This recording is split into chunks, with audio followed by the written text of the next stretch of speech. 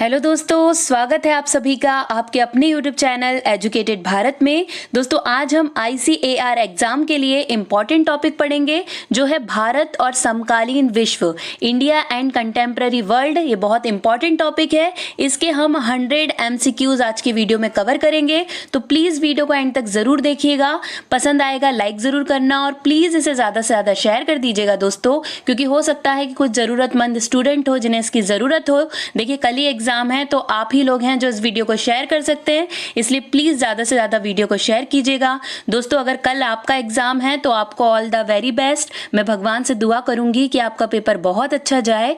आप जिसे भी मानते हैं, भगवान, गॉड, अल्लाह, जिसे भी मानते हैं, उनके सामने सिर जरूर झुका कर जाइएगा और अपनी मेहनत पर पूरा भरोसा रखिएगा और पॉजिटिव थिंकिंग के साथ पेपर देने जाइएगा। फिर देखना आप जरूर सफल होंगे। चलिए दोस्तों स्टार्ट करते हैं। इस वीडियो का PDF आपको हमारे टेलीग्राम चैनल पर मिल जाएगा, लिंक डिस्क्रिप्शन में दिया हुआ है, वहां से टेलीग्राम चैनल को जरूर ज्वाइन कर लीजिए। चलिए फर्स्ट क्वेश्चन है, वैश्वीकरण आज मुख्य रूप से संदर्भित करता है, तो करेक्ट आंसर हो जाएगा C, एक आर्थिक प्रणाली जो पिछले 50 वर्षों में उभरी है। ठीक है, वैश्वीकरण से रिलेटेड देखिए बहुत से क्वेश्चन पूछे गए हैं, तो आपको याद रखना है।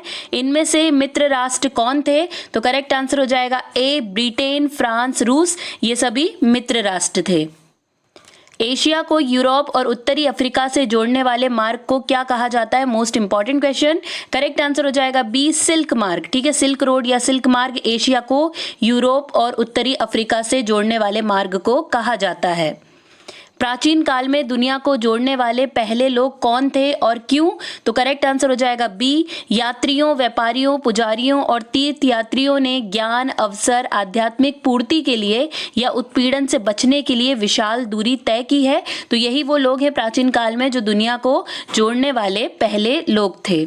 नेक्स्ट, 1970 के दशक के अंत में बहुराष्ट्रीय कंपनियों को कम मजदूरी वाले एशियाई देशों में उत्पादन संचालन को स्थानांतरित करना क्यों शुरू किया, तो यहाँ पे करेक्ट आंसर इसका हो जाएगा C, A और B दोनों। 1970 के दशक के मध्य 1990 के दशक के मध्य तक औद्योगिक दुनिया बेरोजगारी की चपेट में थी। ठीक है, 1970 से 1990 के दशक तक जो औद्योगिक दुनिया थी वो बेरोजगारी की चपेट में थी।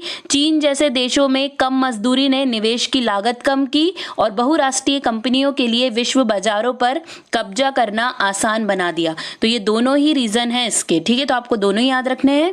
नेक्स्ट है, इनमें से कौन ब्रेटन वुड्स के जुड़वा संतानें हैं, most important question. Correct answer यहाँ पर हो जाएगा B, 2 अंतरराष्ट्रीय बैंक IMF और वर्ल्ड बैंक, ये दोनों ही ब्रेटन वुड्स की जुड़वा संतानें हैं। देखिए क्वेश्चन पूछा गया है, मोस्ट इंपॉर्टेंट है, आपको ये याद रखना है। नेक्स्ट है, सबसे शक्तिशाली हथियार जिसने अमेरिका को जीतने में फ्रांस की मदद की। करेक्ट आंसर यहाँ पर हो जाएगा D, दोनों, मतलब B और C। B कौन सा है, छोटे चेचक के कीटाणु एक जानलेवा हत्यारे साबित हुए और विजय का मार्ग प्रशस्त किया और अमेरिका के मूल निवासियों में यूरोप से आने वाली बीमारियों के प्रति कोई प्रतिरोधक क्षमता नहीं थी। ये दोनों ही रीजन थे सबसे शक्तिशाली हथियार जिसने अमेरिका के जीतने में फ्रांस की मदद की थी। तो क्या सही हो जाएगा, दोनों B और C। रिंडर पेस्ट क्या है, ये भी मोस्ट इंपॉर्टेंट क्वेश्चन। तो करेक्ट आंसर हो जाएगा B, एक बीमारी। देखिए कैटल पशुओं से होने वाली एक बीमारी है रिंडर पेस्ट, ये पूछा जाता है, तो ये भी आपको याद रखना है। निम्नलिखित में से किसने पूर्व आधुनिक दुनिया में रेशम मार्गों के द्वारा यात्रा नहीं की, तो करेक्ट आंसर हो जाएगा C, पर्यटक ने। ठीक है, पर्यटकों ने पूर्व आधुनिक दुनिया में रेशम मार्गों के द्वारा यात्रा नहीं की है। ऑटोमोबाइल्स का उत्पादन करने के लिए असेंबली लाइन की अवधारणा को किसने अपनाया, मोस्ट इंपॉर्टेंट क्वेश्चन है ये भी। करेक्ट आंसर हो जाएगा C, हेनरी फोर्ड ने। ठीक है, ऑटोमोबाइल का उत्पादन करने के लिए असेंबली लाइन की अवधारणा को हेनरी फोर्ड ने अपनाया था। निम्नलिखित में से कौन सा कथन 1960 के दशक में निश्चित विनिमय दर की प्रणाली की विफलता के कारण है, तो करेक्ट आंसर हो जाएगा D, उपरोक्त सभी। ठीक है, ये सभी कारण है निश्चित विनिमय दर की प्रणाली की विफलता के। ब्रेटन वुड्स सम्मेलन में निम्नलिखित में से किस संस्थान की स्थापना की गई थी, तो सही आंसर हो जाएगा B, अंतर्राष्ट्रीय मुद्रा कोष IMF की स्थापना की गई थी ब्रेटन वुड सम्मेलन में। द्वितीय विश्व युद्ध के दौरान निम्नलिखित देशों में से किसे धुरी शक्तियां माना गया है, तो करेक्ट आंसर यहां पर हो जाएगा A, Nazi Germany, Japan, Italy, ये धुरी राष्ट्र थे। निम्नलिखित में से कौन सा कथन बड़े पैमाने पर उत्पादन के लिए सत्य नहीं है? तो करेक्ट हो जाएगा बी, तनाव मुक्त काम करना। ठीक है, बड़े उत्पादन के लिए ये सत्य नहीं है। दक्षिण अमेरिका में एल डोराडो क्या है? Most important question. Correct answer हो जाएगा सी, सोने का एक सक्षम शहर दक्षिण अमेरिका में एल डोराडो है। नेक्स्ट देखते हैं, निम्नलिखित में से किस शहर में 1885 में यूरोपीय शक्तियां अफ्रीका को आपस में बांटने के लिए मिली थी? तो करेक्ट आंसर यहां पर इसका होने वाला है सी, बर्लिन। ठीक है, क्या आंसर इसका? सी, बर्लिन। नेक्स्ट, निम्नलिखित में से किस फसल की शुरुआत से यूरोपीय गरीब बेहतर खाने और अधिक समय तक जीवित रहने में सफल हुए? तो करेक्ट आंसर हो जाएगा ए, आलू वो फसल थी जिसे खाने से यूरोपीय गरीब बेहतर समय तक के लिए जीवित रहने में सफल हो पाए थे। देखिए, सारे ही क्वेश्चन मोस्ट इंपॉर्टेंट है। ये जो टॉपिक है थोड़ा अलग सा है, इसलिए क्वेश्चन बहुत डिफरेंट है, पर आपको ये पूरा ही देखकर जाना है, क्योंकि हो सकता है कि यहीं से क्वेश्चन बन जाए, क्योंकि टॉपिक के अकॉर्डिंग यही सारे क्वेश्चन निकल कर आए हैं। इसलिए मैं आपको 100 क्वेश्चन कंप्लीट करा रही हूं, ताकि आप अगर कल पेपर में आता है तो इसे बहुत अच्छे से करके आए। सिल्क रूट का अर्थ है, तो करेक्ट आंसर यहां पर हो जाएगा डी, एशिया को यूरोप और उत्तरी अफ्रीका से जोड़ने वाले मार्गों का नेटवर्क सिल्क रूट कहलाता है। नेक्स्ट, 19वीं सदी के गिरमिटिया को अक्सर वर्णित किया गया है, तो सही आंसर हो जाएगा बी, गुलामी की नई प्रणाली। ठीक है, गिरमिटिया क्या था? तो गुलामी की नई प्रणाली के नाम से वर्णित किया जाता है। निम्नलिखित में से किस कानून ने ब्रिटिश सरकार को मकई के आयात को प्रतिबंधित करने की अनुमति दी थी? सही आंसर है सी, मकई कानून। ठीक है, कौन सा कानून था वो? मकई कानून के अंतर्गत मकई के आयात को प्रतिबंध करने की अनुमति दी थी। वियना कांग्रेस के द्वारा फ्रांस में किस शासक वंश की पुनर्स्थापना की गई थी? सही आंसर यहां पर हो जाएगा सी, बुर्बो वंश की। ठीक है, वियना कांग्रेस के द्वारा फ्रांस में बुर्बो वंश की पुनर्स्थापना की गई थी। गैरीबाल्डी पेशे से क्या था? करेक्ट आंसर हो जाएगा डी, नाविक। ठीक है, जो गैरीबाल्डी थे वो पेशे से नाविक थे। मैटरनिक कौन था? तो करेक्ट आंसर यहां पर हो जाएगा ए, ऑस्ट्रिया का चांसलर। ठीक है, मैटरनिक कौन था? ऑस्ट्रिया का चांसलर था। किसने कहा था जब फ्रांस छींकता है तो बाकी यूरोप को सर्दी जुकाम हो जाता है? मोस्ट इंपॉर्टेंट स्टेटमेंट है। करेक्ट आंसर हो जाएगा ए, मैटरनिक के द्वारा ये कहा गया है कि जब फ्रांस छींकता है तो बाकी यूरोप को सर्दी जुकाम हो जाता है। किस संधि द्वारा जर्मनी का एकीकरण पूरा हुआ? ये भी मोस्ट इंपॉर्टेंट है, देखिए पूछा गया है कई बार, आपको याद रखना है। सही आंसर यहाँ पर क्या हो जाएगा? डी, फ्रैंकफर्ट की संधि के द्वारा जर्मनी का एकीकरण पूरा हुआ था। जर्मनी के एकीकरण के लिए बिस्मार्क ने कितने युद्ध किए? तो सही आंसर है सी, 3 युद्ध। ठीक है, जर्मनी के एकीकरण के लिए बिस्मार्क ने 3 युद्ध किए थे। कार्बोनारी की स्थापना किस वर्ष हुई? करेक्ट आंसर होगा बी, 1815 में, 1815 में कार्बोनारी की स्थापना की गई थी। रक्त और लौह की नीति किसने अपनाई? तो ये भी मोस्ट इंपॉर्टेंट क्वेश्चन है। करेक्ट आंसर हो जाएगा ए, बिस्मार्क के द्वारा रक्त एवं लौह की नीति अपनाई गई थी। यंग इटली का संस्थापक कौन था? तो सही आंसर हो जाएगा सी, मेजिनी यंग इटली के संस्थापक थे। नेक्स्ट, फ्रैंकफर्ट की संधि कब हुई? करेक्ट आंसर यहाँ पर इसका हो जाएगा डी, 1871 में, 1871 में फ्रैंकफर्ट की संधि हुई थी, जो मोस्ट इंपॉर्टेंट संधि है और पूछा भी कई बार गया है। 1789 की फ्रांसीसी क्रांति के समय वहां किस राजवंश का शासन था? तो यहाँ पर करेक्ट आंसर इसका हो जाएगा सी, बुर्बो। ठीक है, बुर्बो वंश का शासन था 1789 में जब फ्रांसीसी क्रांति हुई थी। इटली तथा जर्मनी वर्तमान में किस महादेश के अंतर्गत आते हैं? तो करेक्ट आंसर यहाँ पर हो जाएगा सी, यूरोप। ठीक है, किस महाद्वीप के अंदर है? तो यूरोप महाद्वीप के अंदर आते हैं।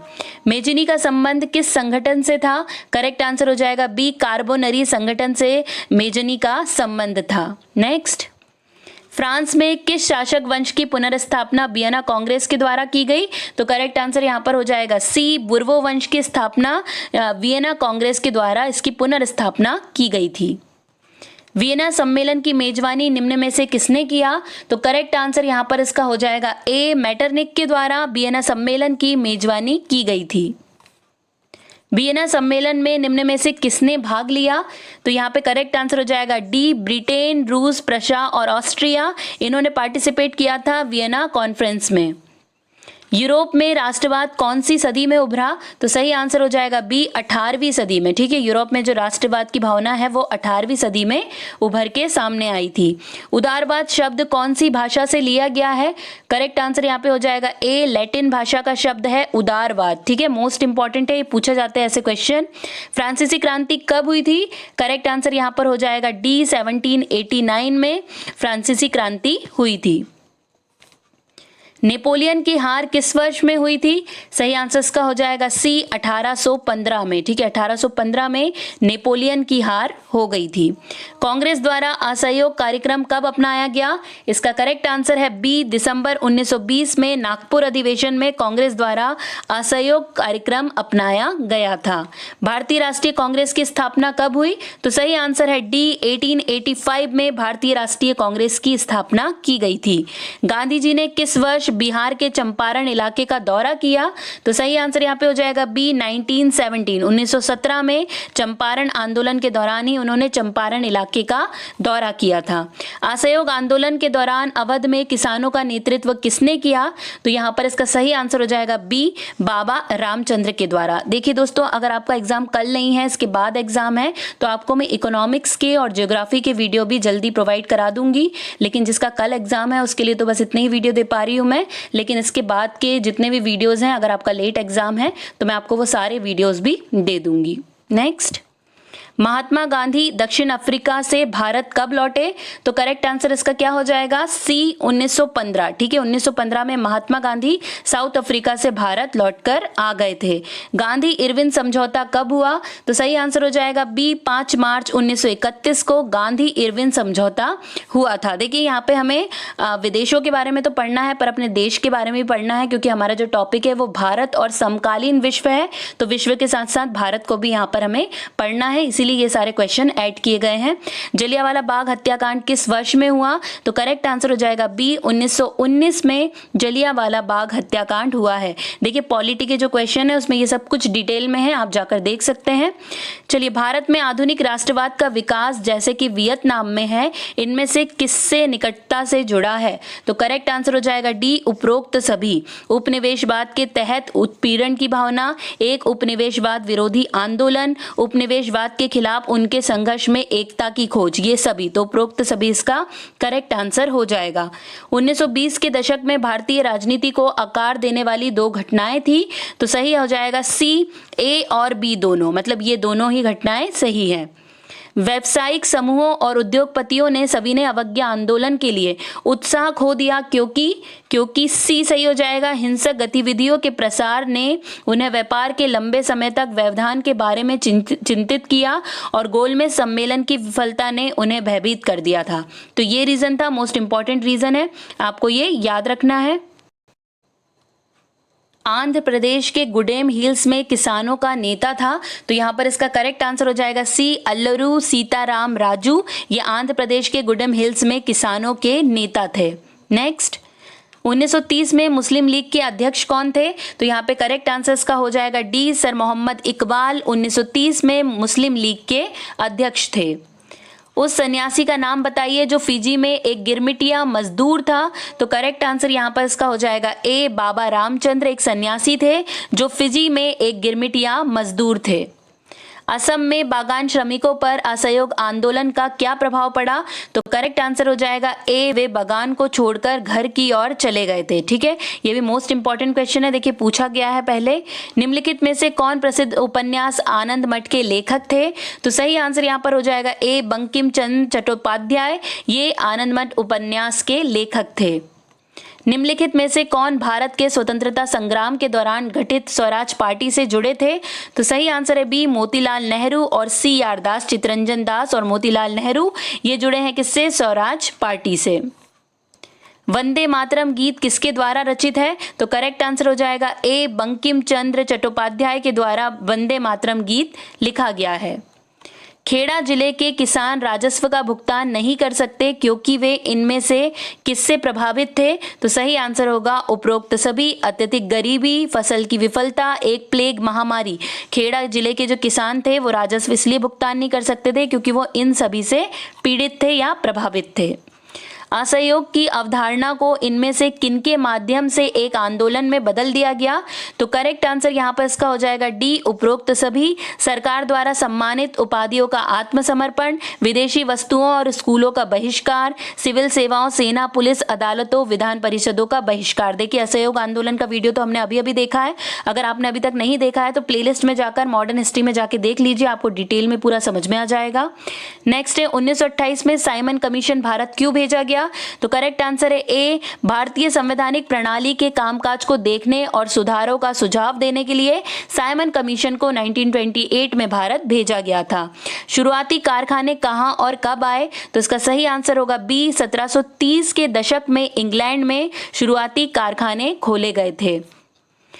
कार्डिंग एक प्रक्रिया है, तो सही आंसर हो जाएगा सी, जिसमें कपास या ऊन के रेशों को कताई के लिए तैयार किया जाता है। ठीक है, उसे क्या कहा जाता है? कार्डिंग कहा जाता है।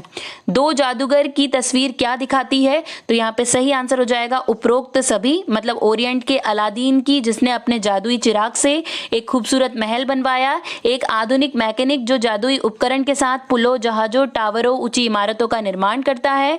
पूर्व एवं पश्चिम के बीच अंतर, अलाउद्दीन पूर्व और अतीत का और मैकेनिक पश्चिम और आधुनिकता का प्रतिनिधित्व करता है। ये दो जादूगर तस्वीर में ये सारी चीजें दिखाई देती है, तो सही आंसर हो जाएगा उपरोक्त सभी। स्टेपल्स और फुलर्स किसे कहा जाता है? तो यहाँ पर इसका करेक्ट आंसर हो जाएगा सी, ए और बी दोनों। ठीक है, फुलर फुल प्लंटिंग करके कपड़ा इकट्ठा करता है। स्टेपलर्स स्टेपल या ऊन को उसके फाइबर के अनुसार काटता है। तो आपको याद रखना है, सही आंसर क्या हो जाएगा? सी, ए और बी दोनों। हम ये कैसे साबित कर सकते हैं कि कारखाने प्रणाली का पहला प्रतीक कपास था? तो सही आंसर यहाँ पर हो जाएगा डी, उपरोक्त सभी। ये सभी रीजन से हम बता सकते हैं कि कारखाने प्रणाली का पहला प्रतीक कपास था। पहले स्टीम इंजन का आविष्कार किसने किया और किसने इस पर सुधार किया? तो सही आंसर यहां पर इसका हो जाएगा सी, जेम्स वॉट ने न्यूकॉमेन द्वारा उत्पादित स्टीम इंजन में सुधार किया था। नेक्स्ट, ऊनी उद्योग में महिलाओं ने स्प्रिंग जेनी की शुरुआत पर हमला किया क्योंकि इसका सही आंसर हो जाएगा डी, उपरोक्त सभी। बेरोजगारी के डर ने महिला श्रमिकों को नए परिचय की ओर अग्रसर किया। महिलाओं को पता नहीं था कि मशीनें कैसे काम करती हैं। महिलाएं हाथ से कताई पर निर्भर थी। ये सारे रीजन है, तो सही आंसर क्या हो जाएगा? डी, उपरोक्त सभी।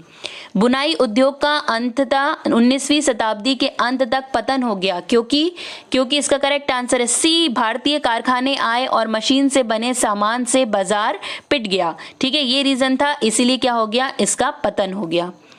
उस व्यक्ति का नाम बताइए जिसने इंग्लैंड में कपास मिल का निर्माण किया। तो सही आंसर हो जाएगा ए, रिचर्ड आर्कराइट, जिनके द्वारा इंग्लैंड में कपास मिल का निर्माण सबसे पहले किया गया था।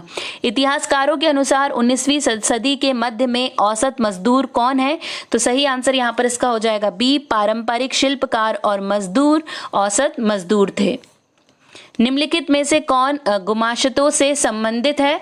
गुमाश्तों से संबंधित है, तो करेक्ट आंसर यहाँ पर क्या हो जाएगा? डी, कंपनी द्वारा नियुक्त पर्यवेक्षक। भारत में पुराने व्यापार के केंद्र कौन से थे? यहाँ पे सही आंसर इसका हो जाएगा सी, सूरत और हुगली भारत में पुराने व्यापार के केंद्र हुआ करते थे। पूर्व औद्योगिकरण के काल में व्यापारी कहाँ से सामान खरीदते थे? सही आंसर हो जाएगा बी, गांव से। ठीक है, पूर्व औद्योगिकरण के काल में व्यापारी गांव से सामान खरीदते थे। किस पूर्व उपनिवेशिक बंदरगाह ने भारत को खाड़ी देशों और लाल सागर के बंदरगाहों से जोड़ा? तो सही आंसर है सी, सूरत। ठीक है, सूरत के किस पूर्व उपनिवेशिक बंदरगाह? तो सूरत का जो बंदरगाह उसने भारत को खाड़ी देशों और लाल सागर के बंदरगाहों से जोड़ा था। निम्नलिखित में से कौन भारत में औद्योगिक उत्पादन पर हावी यूरोपीय प्रबंध एजेंसी नहीं थी? तो सही आंसर हो जाएगा डी, एल्गिन मिल, ये एजेंसी नहीं थी। निम्नलिखित में से कौन गुमाश्ता का कार्य था? तो यहाँ पे सही आंसर हो जाएगा डी, उपरोक्त सभी। बुनकरों का पर्यवेक्षण करना, आपूर्ति लेना, कपड़े की गुणवत्ता की जांच करना, ये सभी गुमाश्ता का कार्य हुआ करता था। तो सही आंसर क्या हो जाएगा? डी, उपरोक्त सभी। भारत में पहली कपास मिल कहाँ स्थापित की गई? तो इसका करेक्ट आंसर हो जाएगा बी, बॉम्बे में सबसे पहले कपास मिल स्थापित की गई थी। निम्नलिखित में से किस परिघटना में भारत में औद्योगिक परिवर्तन का आकार वातानुकूलित था? तो सही आंसर हो जाएगा ए, उपनिवेशिक शासन में भारत में औद्योगिक परिवर्तन का आकार वातानुकूलित था। द्वारकानाथ टैगोर कौन थे? तो करेक्ट आंसर हो जाएगा सी, उद्योगपति। ठीक है, बहुत बड़े उद्योगपति थे द्वारकानाथ टैगोर। 19वीं शताब्दी की शुरुआत में निम्नलिखित में से कौन भारतीय बुनकरों की समस्या नहीं थी? तो सही आंसर हो जाएगा बी, गुमाश्तों से टकराव, ये भारतीयों की समस्या नहीं थी। मुद्रण तकनीक सबसे पहले कहाँ विकसित हुई?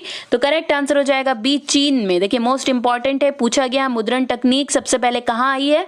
तो चीन में। जापान में कब और किसके द्वारा छपाई की तकनीक लाई गई? सही आंसर हो जाएगा बी, चीन के बौद्ध मिशनरियों ने 768 से 770 के आसपास क्या किया था? जापान में छपाई की टेक्निक वो लेकर आए थे। कितागावा उतामारो कौन थे और वह प्रसिद्ध क्यों थे? तो सही आंसर यहाँ पे हो जाएगा डी, 1757 में एदो में जन्मे एक जापानी कलाकार जो उकियो नामक एक चित्रकला के रूप में अपने योगदान के लिए प्रसिद्ध है, जिसने मोने मोने और वान गाग जैसे यूरोपीय कलाकारों को प्रभावित किया। ठीक है, तो आपको याद रखना है कितागावा उतामारो का नाम, क्योंकि पूछा जा सकता है। सुलेखन शब्द का अर्थ है, सही आंसर हो जाएगा बी, सुंदर और शैलीबद्ध लेखन की कला सुलेखन कहलाती है। पांडुलिपियों का उत्पादन यूरोप में संभव हो गया क्योंकि? तो करेक्ट आंसर है सी, चीनी कागज, रेशम और मसाले की तरह रेशम मार्ग से 11वीं शताब्दी में यूरोप पहुंचा। ठीक है, तो इसलिए जो पांडुलिपियां उसका उत्पादन यूरोप में संभव हो पाया। नेक्स्ट, कंपोजिटर शब्द का अर्थ है, सही आंसर हो जाएगा डी, एक व्यक्ति जो मुद्रण के लिए पाठ की रचना करता है वो कंपोजिटर कहलाता है। 18वीं शताब्दी के अंत में यूरोपियन देशों में पढ़ने का जुनून पैदा हो गया क्योंकि बी सही हो जाएगा, चर्चों ने किसानों और कारीगरों में साक्षरता बढ़ाने के लिए गांव में स्कूल स्थापित किए थे, इसीलिए। प्रोटेस्टेंट सुधार था, तो सही आंसर है ए, रोम में कैथोलिक चर्च में सुधार के लिए 16वीं शताब्दी का एक आंदोलन था प्रोटेस्टेंट सुधार। प्रिंटर और प्रकाशकों ने अपने उत्पाद को बेचने के लिए नई रणनीति विकसित की, निम्नलिखित में से कौन 20वीं शताब्दी का नवाचार नहीं है? तो सही आंसर हो जाएगा सी, महत्वपूर्ण उपन्यासों को क्रमबद्ध किया गया जिससे उपन्यास लिखने का एक नया तरीका सामने आया। 18वीं शताब्दी के अंत में नए दर्शकों को लक्षित करने वाले लोकप्रिय साहित्य के नए रूप थे, तो सही आंसर हो जाएगा डी, उपरोक्त सभी, ये सभी साहित्य के नए रूप थे।